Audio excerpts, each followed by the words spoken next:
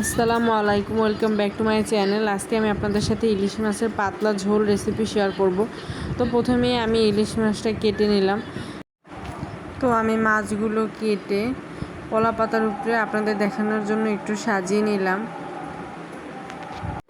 তো আমার মাছ কাটা হয়ে গেলে আমি ধোয়ার জন্য একটি পাত্রে উঠিয়ে নিব মাছগুলো। তো আমি মাছগুলো ভালোভাবে ধুয়ে নিলাম। তো ধুয়ে আমি এখন এখানে পরিমাণ মতো ভাজার জন্য পরিমাণ মতো মরিচের গুঁড়া দিয়ে দেব, পরিমাণ মতো হলুদের গুঁড়ি,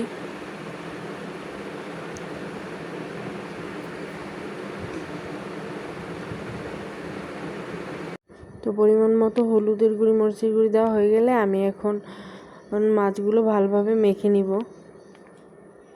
তো আমার হলুদের গুঁড়ি মরিচের গুঁড়ি মাখা হয়ে গেছে। তো আমি চুলায় একটি কড়াই বসিয়ে নিব ভাজার জন্য। পরিমাণ মতো এখানে তেল দিয়ে দিব।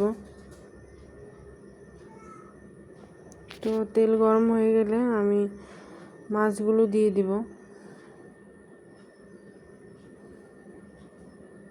তো ভাজার জন্য আমি কড়াইতে মাছ দিয়ে দিলাম। তো আমি আস্তে আস্তে ভালোভাবে মাছটা হালকা আঁচে ভেজে নিব। তো আমার মাছ ভাজা হয়ে গেলে এক পাশ আমি অপর পাশ উল্টে আর ভেজে নিব। তো আমার মাছ ভাজা হয়ে গেলে ভালোভাবে আমি এখন মাছটা রান্নার জন্য চুলায় একটি কড়াই বসিয়ে দিব। তো মাছ ভাজা তেল দিয়ে আমি ইলিশ মাছের পাতলা ঝোল করব। তো মাছের তেল দেওয়া হয়ে গেলে আমি এখানে পেঁয়াজ বাটা দিয়ে দিব। তো আমার পেঁয়াজটা ভালোভাবে ভুনো হয়ে গেলে আমি এখানে পরিমাণ মতো মরিচের গুঁড়ি, পরিমাণ মতো হলুদের গুঁড়ি দিয়ে আমি পেঁয়াজটা ভালোভাবে নেড়ে চেড়ে নিব। তো আমার আমি পেঁয়াজটা ভালোভাবে কষিয়ে নিব, এতে মাছটা খেতে খুবই স্বাদ হবে। তো যতই পেঁয়াজ কষাবো তত মাছ খেতে ভালো লাগবে। তো পেঁয়াজ কষানো হয়ে গেলে আমি এখানে সামান্য পরিমাণে পানি দিয়ে দিব।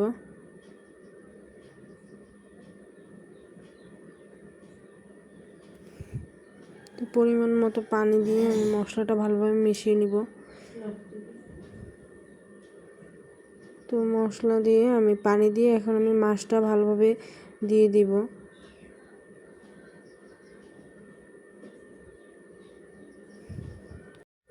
তো মাছ দেওয়া হয়ে গেলে আমি এখানে সামান্য পরিমাণে টমেটো দিয়ে দেব। তো আমার ইলিশ মাছের পাতলা ঝোল রান্না হয়ে গেছে।